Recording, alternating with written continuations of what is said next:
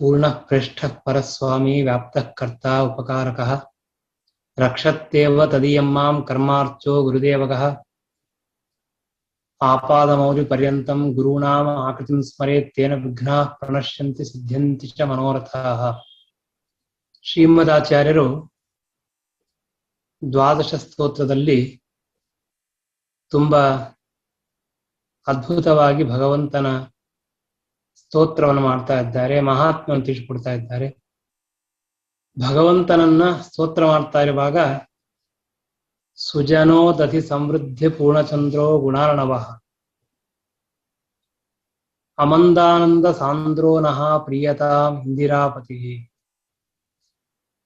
ಭಗವಂತ ಹೇಗಿದ್ದಾನೆ ಅನ್ನೋದನ್ನು ತಿಳಿಸ್ತಾ ಇರುವಾಗ ಸುಜನೋದಧಿ ಸಮೃದ್ಧ ಪೂರ್ಣಚಂದ್ರ, ನಾವು ನಿನ್ನೆ ಇದರ ಬಗ್ಗೆ ಎರಡು ಮಾತನ್ನು ತಿಳಿದಿದ್ದೇವೆ. ಒಂದು, ಸಜ್ಜನರ ಸಮುದಾಯ, ಅದೇ ದೊಡ್ಡ ಸಮುದ್ರ. ಆ ಸಮುದ್ರದಲ್ಲಿ ಭಗವಂತ ಉದಯಿಸ್ತಾನೆ, ಚಂದ್ರ ಉದಯಿಸ್ತಾನೆ. ಚಂದ್ರ ಹುಟ್ಟುವುದು, ಚಂದ್ರ ಬರುವುದು ಕಂಡ ಸಮುದ್ರದಲ್ಲಿ ಅಲ್ಲ, ಅದು ಸಜ್ಜನರ ಸಮುದಾಯದಲ್ಲಿ ಮಾತ್ರ ಬರ್ಲಿಕ್ಕೆ ಸಾಧ್ಯ. ಹೀಗಾಗಿ ಸುಜನೋದಧಿ ಸಮೃದ್ಧ ಪೂರ್ಣಚಂದ್ರ ಅಂತಂದ್ರೆ ಆ ಸಜ್ಜನರ ಸಮುದಾಯ ಎಂಬಂತಹ ಸಮುದ್ರದಲ್ಲಿ ಭಗವಂತ ಪ್ರಕಟನಾಗಿದ್ದಾನೆ. ಮತ್ತು ಆ ಚಂದ್ರನಿಂದ ಸಮೃದ್ಧಿ, ಬೆಳವಣಿಗೆ ಆಗ್ತದೆ. ಯಾವುದಕ್ಕೆ ಆಗ್ತದೆ ಅಂದರೆ ಸುಜನೋದಧಿ ಅಂದರೆ ಯಾರು ಸಜ್ಜನರೋ ಆ ಸಜ್ಜನರೆಂಬಂತಹ ಸಮುದ್ರಕ್ಕೆ ಮಾತ್ರ ಅಭಿವೃದ್ಧಿ ಕಾಣಿಸ್ತದೆ. ಭಗವಂತ ಬಂದಾಗ ಅಥವಾ ಪರಮಾತ್ಮನ ಸಂಪರ್ಕವಾದಾಗ ಬೇರೆಯವರಿಗೆಲ್ಲ ಅದಾಗಲಿಕ್ಕೆ ಸಾಧ್ಯನೇ ಇಲ್ಲ. ಹೀಗಾಗಿ ಶ್ರೀಮದಾಚಾರ್ಯರು ಸುಜನೋದಧಿ ಸಮೃದ್ಧ ಪೂರ್ಣಚಂದ್ರ, ಭಗವಂತ ಅವನು ಯಾವಾಗಲೂ ಪೂರ್ಣ ಚಂದ್ರನಂತೆ ಇದ್ದಾನೆ. ಗುಣಾರ್ಣವಃ, ಸ್ವಯಂ ಪರಮಾತ್ಮನನ್ನೇ ಸಮುದ್ರಕ್ಕೆ ಹೋಲಿಸಿ ಹೇಳ್ತಾ ಇದ್ದಾರೆ. ಭಗವಂತ ದೊಡ್ಡ ಸಾಗರ, ಸಾಗರವನ್ನ ನೋಡಬಹುದು ದೂರದಿಂದ, ಸ್ವಲ್ಪ ಸ್ವಲ್ಪ ಅರ್ಥ ಆಗತ್ತೆ. ಆದರೆ ಪೂರ್ಣವಾಗಿ ಸಮುದ್ರವನ್ನು ತಿಳಿಲಿಕ್ಕೆ ಸಾಧ್ಯನಾ? ಇಲ್ಲ. ಅಥವಾ ಆ ಸಮುದ್ರದ ಅಂತವನ್ನ ಹೊಂದಲಿಕ್ಕೆ ಸಾಧ್ಯನಾ? ಅದು ಸಾಧ್ಯ ಇಲ್ಲ. ಈ ಸಮುದ್ರಕ್ಕೆಲ್ಲ ಅಂತ ಇದೆ ಇಲ್ಲಿ, ಆದ್ರೆ ಪರಮಾತ್ಮನೆಂಬಂತಹ ಗುಣಗಳ ಏನ ಭಗವಂತನ ಗುಣಗಳ ಸಮುದ್ರ, ಅದಕ್ಕಂತೂ ಅಂತ ಇಲ್ಲ. ಸಾಮಾನ್ಯವಾದ ಸಮುದ್ರವನ್ನು ನಾವು ಸುಲಭವಾಗಿ ಒಳಗೆ ಹೋಗ್ಲಿಕ್ಕೂ ಸಾಧ್ಯ ಇಲ್ಲ, ಕೊನೆ ಮುಟ್ಲಿಕ್ಕೂ ಸಾಧ್ಯ ಇಲ್ಲ. ಹಾಗೆ ಪರಮಾತ್ಮನ ಗುಣಗಳಿವೆ. ಪರಮಾತ್ಮನ ಗುಣಗಳು ಹೇಗಿವೆ ಅಂತಂದ್ರೆ ನಾವು ದೂರಿಂದ ನೋಡಿ ಚೆನ್ನಾಗಿದೆ ಅಂತ ಹೇಳಬಹುದು. ಅದರ ಪರಿಪೂರ್ಣವಾದ ಅನುಭವ ನಮಗೆ ಬರ್ಲಿಕ್ಕೆ ಸಾಧ್ಯ ಇಲ್ಲ. ಅದಕ್ಕೆ ನಾವು ಒಂದು ದೃಷ್ಟಾಂತವನ್ನ ತಿಳಿದುಕೊಳ್ಳಬೇಕು ಅಂತಂದ್ರೆ ಸಮುದ್ರವೇ ಸಾಕು. ಶಾಸ್ತ್ರಗಳಲ್ಲಿ ಏನ್ ಹೇಳ್ತಾರೆ? ಪರಮಾತ್ಮ ಅನಂತ ಶಕ್ತಿ ಉಳ್ಳವನು, ಅನಂತ ಜ್ಞಾನ ಉಳ್ಳವನು, ಅನಂತ ಬಲ ಉಳ್ಳವನು, ಅನಂತ ಕೀರ್ತಿ ಉಳ್ಳವನು, ಅನಂತ ಕ್ರಿಯಾ ಉಳ್ಳವನು. ಹೀಗೆ ಬೇಕಾದಷ್ಟು ಭಗವಂತನ ಮಹಾತ್ಮ ಹೇಳ್ತಾರೆ. ಸೃಷ್ಟಿ ಸ್ಥಿತಿಲಯಗಳನ್ನು ಮಾಡ್ತಕ್ಕಂಥವನು. ನಾನಾ ರೀತಿಯಾಗಿ ಆ ಭಗವಂತನ ಮಹಾತ್ಮ್ಯವನ್ನ ಶಾಸ್ತ್ರದಲ್ಲಿ ನಮಗೆ ತಿಳಿಸ್ಕೊಡ್ತಾರೆ.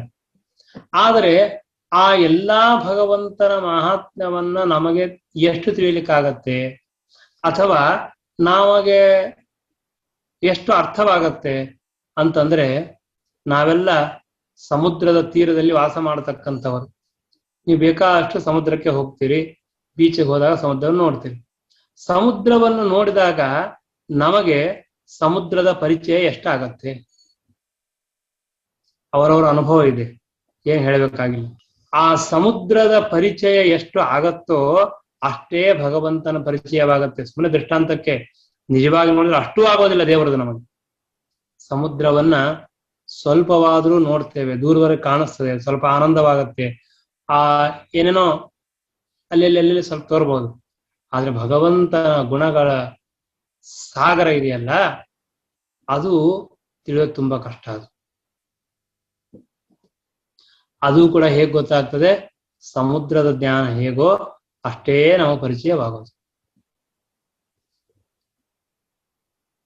ನಮಗೆ ತಿಳ್ಕೊಳ್ಳೋದು ತುಂಬಾ ಕಷ್ಟ. ಯಾಕಂದ್ರೆ ಇವಾಗ ನೋಡ್ರಿ, ನಮಗೆ, ನಾನು ಎಷ್ಟೋ ಬಾರಿ ಹೇಳ್ತಾ ಇರ್ತೀನಿ, ನಮ್ಮ ಮನೆಯಲ್ಲಿ ಏನು ಪದಾರ್ಥಗಳೇನು ನಮ್ಗೆ ಗೊತ್ತಿಲ್ಲ, ಪ್ರಾಕ್ಟಿಕಲಿ ಯಾರಿಗೂ ಗೊತ್ತಿಲ್ಲ.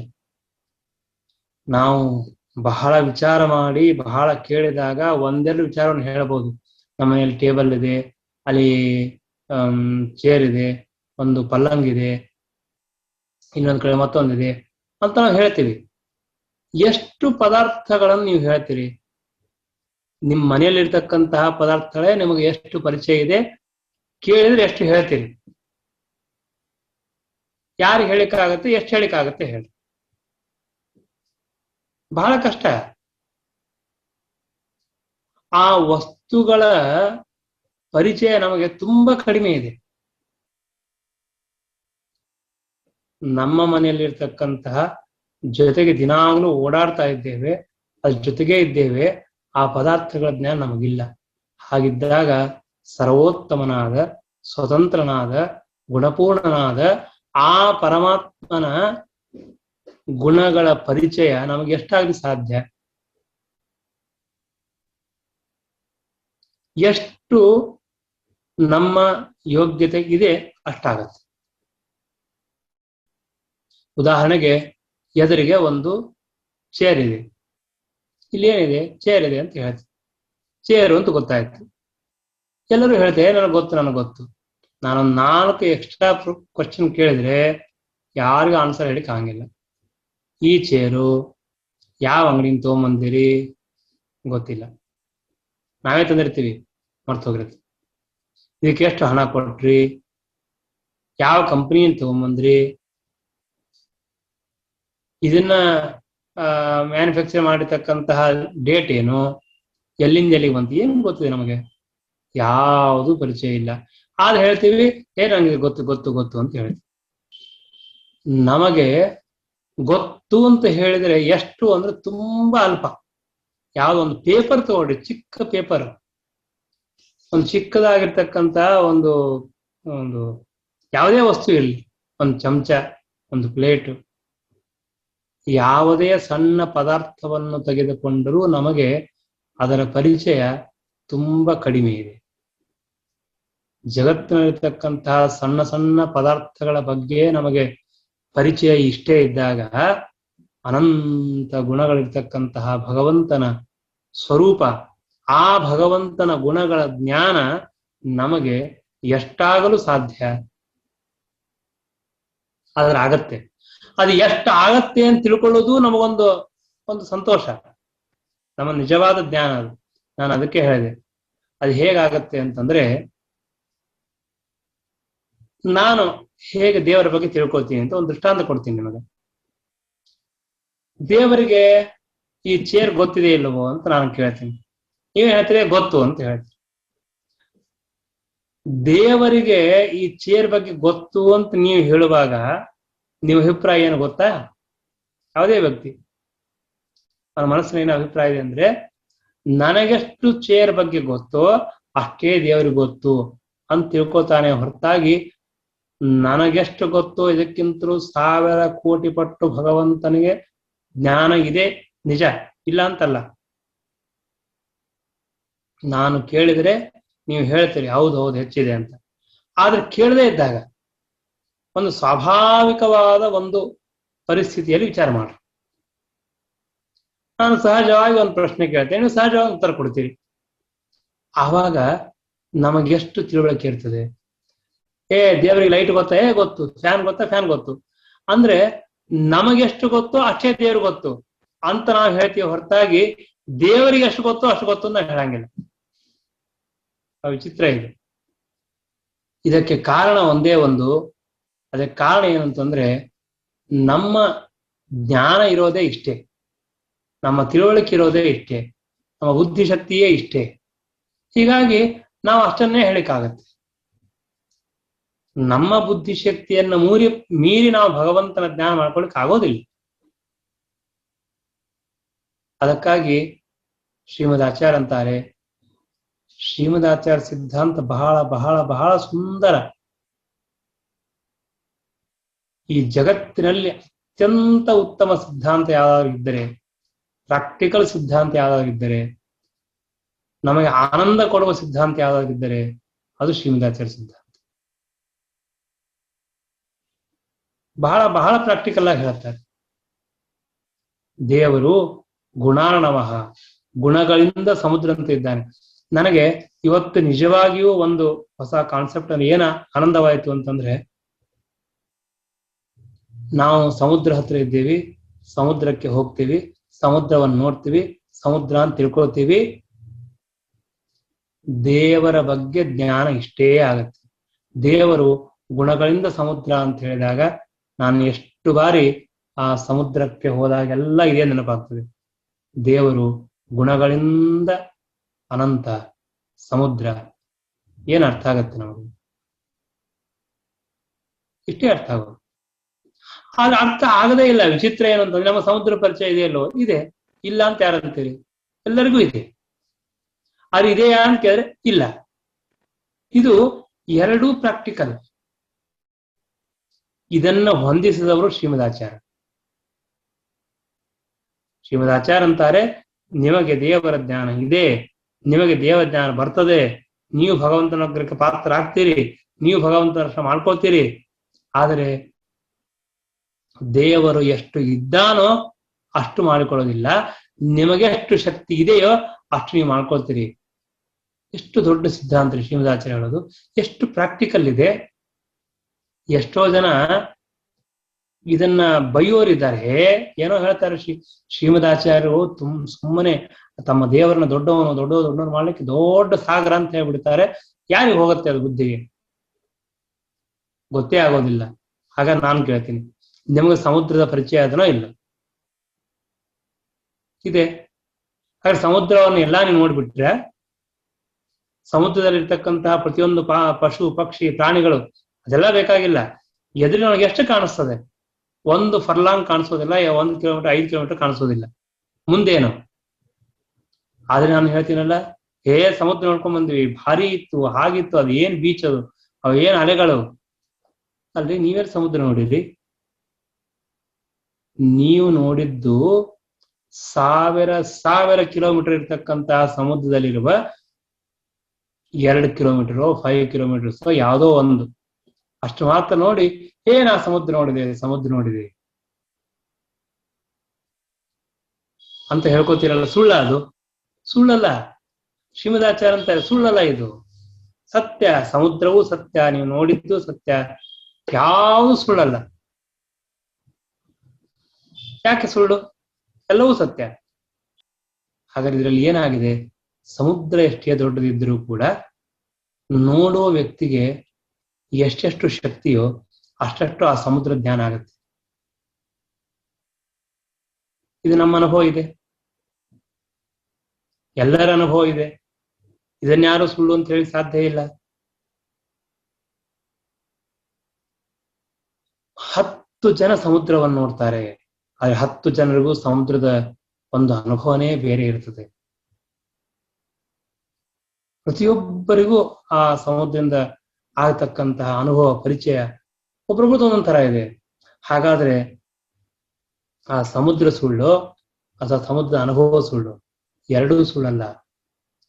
ಆಯಾ ಮನುಷ್ಯನ ಶಕ್ತಿಗೆ ತಕ್ಕಂತೆ ಸಮುದ್ರದ ಪರಿಚಯವಾಗ್ತದೆ. ಹಾಗೆ ಭಗವಂತ ಸತ್ಯ, ಭಗವಂತನ ದೇಹ ಸತ್ಯ, ಭಗವಂತನ ಗುಣಗಳು ಸತ್ಯ, ಒಂದೊಂದು ಗುಣಗಳು ಅನಂತವಾದ್ದು ಸತ್ಯ. ಆದರೆ ಆ ಗುಣಗಳ ಪರಿಚಯ ಪ್ರತಿಯೊಬ್ಬರಿಗೂ ತಮ್ಮ ತಮ್ಮ ಯೋಗ್ಯತೆಗೆ ಅನುಗುಣವಾಗಿ ಆಗ್ತದೆ ಅಂತ ಹೇಳಿದ್ರೆ ಏನ್ ತಪ್ಪಿದೆ? ನಮ್ಮ ಶ್ರೀಮದಾಚಾರ್ಯ ಸಿದ್ಧಾಂತ ಎಷ್ಟು ಪ್ರಾಕ್ಟಿಕಲ್ ಇದೆ. ನಾನು ಎದುರಿಗೆ ಒಂದು ಫೋನ್ ಇಟ್ಕೊಂಡಿದ್ದೀನಿ, ಫೋನ್ ನೋಡ್ತೀನಿ, ಅದ್ರ ಬಗ್ಗೆ ಮಾತಾಡ್ತೀನಿ, ನನಗೆ ಫೋನ್ ಒಂದು ಗೊತ್ತಷ್ಟೇ. ಆದ್ರೆ ಇದೇ ಫೋನ್ ಕಂಪನಿಯಲ್ಲಿ ಕೆಲಸ ಮಾಡುವವರು, ಇದ್ರ ಇಂಜಿನಿಯರ್ಸ್ ಅಥವಾ ಇದನ್ನ ಮ್ಯಾನುಫ್ಯಾಕ್ಚರ್ಸ್ ಅಥವಾ ಇದಕ್ಕಿಂತಲೂ ಹೆಚ್ಚಿನ ಪರಿಚಯ ಇದ್ದವನು ಅವನಿಗೆ ಬರೀ ಫೋನ್ ಅಂತ ಇಷ್ಟ ಹೇಳ್ತಾನ? ಅವನು ಇಡೀ ಜೀವನ ಇದಕ್ಕೆ ತೆಗೆದಿದ್ದಾನೆ, ಅವನಿಗೆ ಎಷ್ಟು ಪರಿಚಯ ಇರುತ್ತೆ? ಇಬ್ಬರಿಗೂ ಫೋನಿನ ಪರಿಚಯ ಇದೆ, ಆದ್ರೆ ಒಬ್ಬನಿಗೆ ಅಲ್ಪ, ತುಂಬಾ ಅಲ್ಪ. ನಮಗೆಲ್ಲ ಫೋನ್ ಫೋನ್ ಅಂತ ಹೇಳ್ಬಿಡ್ತೀವಿ ಅಷ್ಟೇ ನಾವು. ಆದ್ರೆ ಇದರಲ್ಲಿ 10 ವರ್ಷ, 20 ವರ್ಷ, 30 ವರ್ಷ ಇದಕ್ಕಾಗಿ ತನ್ನ ಬುದ್ಧಿಯನ್ನ ವಿನಿಯೋಗಿಸತಕ್ಕಂತಹ ವ್ಯಕ್ತಿಗೆ ಎಷ್ಟು ಪರಿಚಯ ಇದೆ? ಬಹಳಷ್ಟಿದೆ. ನನಗೆ ಫೋನು ಅಂತ ಅನ್ನೋ ಜ್ಞಾನ ಸುಳ್ಳನ? ಅಲ್ಲ. ಹಾಗಾದ್ರೆ ಅವನಿಗೆ 20 ವರ್ಷದ ಅನುಭವ ಇರ್ತಕ್ಕಂತಹ ವ್ಯಕ್ತಿಗೆ ಫೋನು ಅಂತ ಅನ್ನೋ ಜ್ಞಾನ ಸುಳ್ಳನ? ಅದು ಸುಳ್ಳಲ್ಲ. ಹಾಗೆ ಇಬ್ಬರಿಗೂ ಸಮಾನವಾದ ಜ್ಞಾನ ಇದೆಯಾ? ಅದು ಅಸಾಧ್ಯ ಇಲ್ಲ. ನನಗೆ ಆಗುವ ಪರಿಚಯವೇ ಬೇರೆ, ಅವನಿಗೆ ಆಗುವ ಪರಿಚಯವೇ ಬೇರೆ, ಆದ್ರೆ ವಸ್ತು ಒಂದೇ. ಏನ್ ಆಶ್ಚರ್ಯ ನೋಡ್ರಿ, ಎಷ್ಟು ಅದ್ಭುತ ಇದೆ ಇದು. ವಸ್ತು ಒಂದೇ, ಆ ವಸ್ತುವನ್ನು ನೋಡುವ ವ್ಯಕ್ತಿಯಲ್ಲಿ ಶಕ್ತಿ ಹೇಗೋ, ಅವನ ಇಂದ್ರಿಯ ಪಾಠವ ಅಥವಾ ಅವನ ಅನುಭವ ಅದಕ್ಕೆ ತಕ್ಕಂತೆ ಆ ವಸ್ತುವಿನ ಪರಿಚಯವಾಗುತ್ತದೆ.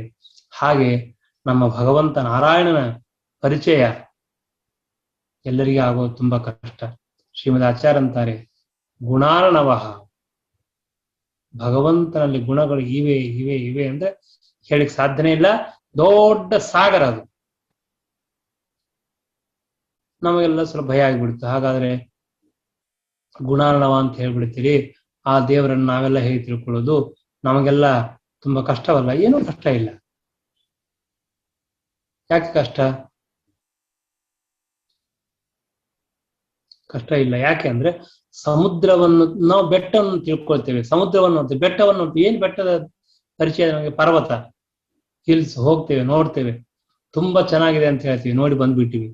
ಆ ಪರ್ವತದಲ್ಲಿರ್ತಕ್ಕಂತಹ ವಸ್ತುಗಳ ಬಗ್ಗೆ ನಮಗೆ ಎಷ್ಟು ಪರಿಚಯ ಇದೆ? ಎಷ್ಟು ಗಿಡಗಳು, ಎಷ್ಟು ಮರಗಳು, ಎಷ್ಟು ಪ್ರಾಣಿಗಳು, ಏನೋ ಅಲ್ಲಿ ಆಗತಕ್ಕಂತಹ ವ್ಯವಹಾರಗಳು, ಕಾರ್ಯಗಳು, ಒಂದು ಪರಿಚಯ ಇಲ್ಲ. ಆದ್ರೆ ನಾನು ಹೇಳ್ತೀನಿ, ಆ ಗುಡ್ಡ ಚೆನ್ನಾಗಿ ನಂಗೆ ಪರಿಚಯ ಇದೆ, ನಾನು 4 ಸಲ ಹೋಗಿ ಬಂದಿದ್ದೀನಿ, 5 ಸಲ ಹೋಗಿ ಬಂದಿದ್ದೀನಿ ಹಿಮಾಲಯಕ್ಕೆ, ಬದ್ರಿಗೆ, ಆ ಎಲ್ಲಾ ರೋಡ್ಸ್ ನಂಗೆ ತುಂಬಾ ಚೆನ್ನಾಗಿ ಗೊತ್ತು. ಅದೆಲ್ಲ ಹೇಳುವಾಗ ಎಷ್ಟು ಆಭಾಸವಾಗಿರ್ತದೆ. ಒಂದು ಅಂಶದಲ್ಲಿ ಸತ್ಯ. ನಾನು ಈ ರೂಟಿಗೆ ಹೋದೆ, 50 ಕಿಲೋಮೀಟರ್ ಹೋದೆ, 50 ಕಿಲೋಮೀಟರ್ ಬಂದೆ, ನಾನು ಅದು ಸುಳ್ಳು ಅಂತ ಹೇಳೋದಿಲ್ಲ. ಆದರೆ ವಾಸ್ತವಿಕವಾದ ದೃಷ್ಟಿಯಲ್ಲಿ ನೋಡಿದಾಗ ಎಷ್ಟು ಅಲ್ಪವಾದ ಪರಿಚಯ ಇದೆ, ಬಹಳ ಅಲ್ಪ ಪರಿಚಯ. ಆದ್ರೂ ನನಗೆ ಜ್ಞಾನ ಇದೆ ಅಂತ ನಾವು ಹೇಳ್ಕೊತೀವಿ, ನಮಗೆ ಅನುಭವ ಇದೆ, ಅದರಿಂದ ಲಾಭನೂ ಆಗತ್ತೆ. ಲಾಭ ಇಲ್ಲ ಅಂತಿಲ್ಲ, ಅವಶ್ಯ ಲಾಭವಾಗ್ತದೆ. ಅವನಿಗೆಲ್ಲ ಗೊತ್ತಿತ್ತು, ನಮ್ಮ ಕರ್ಕೊಂಡು ಹೋದ, ಚೆನ್ನಾಗಿ ಹೋಗಿ ಬಂದೀವಿ ಅಂತ ಹೇಳ್ತೀವಿ. ಅಂದ್ರೆ ಆಯಾ ವಸ್ತುಗಳ ಅಲ್ಪ ಸ್ವಲ್ಪ ಪರಿಚಯ ಬಿದ್ದರೂ ನಮಗೆ ಲಾಭವಿದೆ, ಇಲ್ಲ ಅಂತಿಲ್ಲ. ಹಾಗೆ ಭಗವಂತ ಅನಂತನಾಗಿದ್ದಾನೆ, ಆದರೆ ಆ ಪರಮಾತ್ಮನ ಪರಿಚಯ ನಮಗೆ ಬೇಕು. ಎಷ್ಟು ವಿಚಿತ್ರ ಇದ್ದೀವಿ ನಾವು ಮಾನವರು ಅಂತಂದ್ರೆ, ಒಂದೊಂದ್ಸಲ ನಮಗೆ ದೇವರನ್ನ ತುಂಬಾ ಚೆನ್ನಾಗಿ ಆರಾಮಾಗಿ ಕೂಡ್ಬೇಕು. ನಮಗೆಲ್ಲ ಯಾವಾಗಲೂ ಟೆನ್ಷನ್, ನಮಗೆ ಬೇರೆ ವಸ್ತುಗಳ ಬಗ್ಗೆ ಟೆನ್ಷನ್ ಇರಂಗಿಲ್ಲ. ಆದ್ರೆ ದೇವರು ಅಥವಾ ಮಹಾತ್ಮ ಹೀಗೇನಾದ್ರು ಬಂತು ಅಂದ್ರೆ, ಇಲ್ಲ 8:30 ಆಗ್ಬಿಡ್ತು, ಇನ್ನು 35 ಆದ್ರೆ ತುಂಬಾ ಕಷ್ಟ ಅಂತ ಅನ್ನಿಸ್ಬೇಕಾಗ್ತದೆ. ತಾತ್ಪರ್ಯ ಏನು ಅಂತಂದ್ರೆ, ಆ ದೇವರ ಬಗ್ಗೆ ಎಷ್ಟು ಚಿಂತನೆ ಮಾಡಿದ್ರೂ ಕಡಿಮೆ ಇದೆ. ಭಗವಂತನ ಮಹಾತ್ಮ್ಯವನ್ನ ನಾನು ಹೇಳಿಕೊಟ್ಟಿದ್ದು ಪರಿಚಯ ಮಾಡ್ಕೋದು. ನಮಗೆ ಜಗತ್ತಿನಲ್ಲಿರ್ತಕ್ಕಂತಹ ಎಷ್ಟೆಷ್ಟೋ ವಸ್ತುಗಳು, ಎಷ್ಟೆಷ್ಟೋ ಪದಾರ್ಥಗಳು, ಎಷ್ಟೆಷ್ಟೋ ವ್ಯಕ್ತಿಗಳನ್ನ ಪರಿಚಯ ಮಾಡ್ಕೊಳ್ಬೇಕಂತ ತುಂಬಾ ಇಷ್ಟ. ನಮಗೆ ಅವ್ರದ್ದೆಲ್ಲ ಪರಿಚಯ ಇದೆ. ಅವ್ರ ಪರಿಚಯ ಇದೆ. ಡೆಲ್ಲಿಯಲ್ಲಿ ಇರ್ತಕ್ಕಂಥ ಯಾವುದೋ ಒಂದು ಸಂಸ್ಥೆ ಅಥವಾ ಅಲ್ಲಿ ಇರ್ತಕ್ಕಂತಹ ಯಾವುದೋ ಇದು, ಅದೆಲ್ಲ ನಮ್ಗೆ ಗೊತ್ತು, ಅದು ಗೊತ್ತು, ಇದು ಗೊತ್ತು. ಅಮೆರಿಕಾದ ಯಾವುದೋ ಒಂದು, ಇಲ್ಲ ಏನೇನೋ ಪ್ರದೇಶಗಳೆಲ್ಲ ಗೊತ್ತು. ಅದಕ್ಕಾಗಿ ನಾವು ಪ್ರಯತ್ನ ಮಾಡಿ ಪರಿಚಯ ಮಾಡ್ಕೋತೇವೆ. ನಮ್ಮ ದೇವರ ಪರಿಚಯ ನಾವು ಬೇಡವಾ? ಯಾವ ಪರಮಾತ್ಮ ನಮ್ಮನ್ನು ಹುಟ್ಟಿಸಿದ, ಯಾವ ಭಗವಂತ ನಮಗೆ ದೇಹ ಕೊಟ್ಟ, ಯಾವ ಪರಮಾತ್ಮ ನಮಗೆ ಇಂದ್ರಿಯ ಕೊಟ್ಟ, ಯಾವ ಪರಮಾತ್ಮ ನಮಗೆ ಹೆಂಡತಿ ಮಕ್ಕಳು ಆರೋಗ್ಯ ಆಯುಷ್ಯ ಕೊಟ್ಟು ನಮ್ಮನ್ನು ಸುರಕ್ಷಿತವಾಗಿದ್ದಾನೆ, ಪರಮಾನುಗ್ರಹ ಮಾಡಿದ್ದಾನೆ. ಅಂತಹ ಭಗವಂತನ ಪರಿಚಯ ಮಾಡಿಕೊಳ್ಳುವ ಪ್ರಯತ್ನ ನಮ್ಮಲ್ಲಿ ತುಂಬಾ ಕಡಿಮೆ ಇದೆ. ನಾವು ಪ್ರೀತಿಯಿಂದ ಭಗವಂತನ ಪರಿಚಯ ಮಾಡ್ಕೊಳ್ಬೇಕು. ಎರಡು ವಿಷಯ ಇದೆ ಇದರಲ್ಲಿ.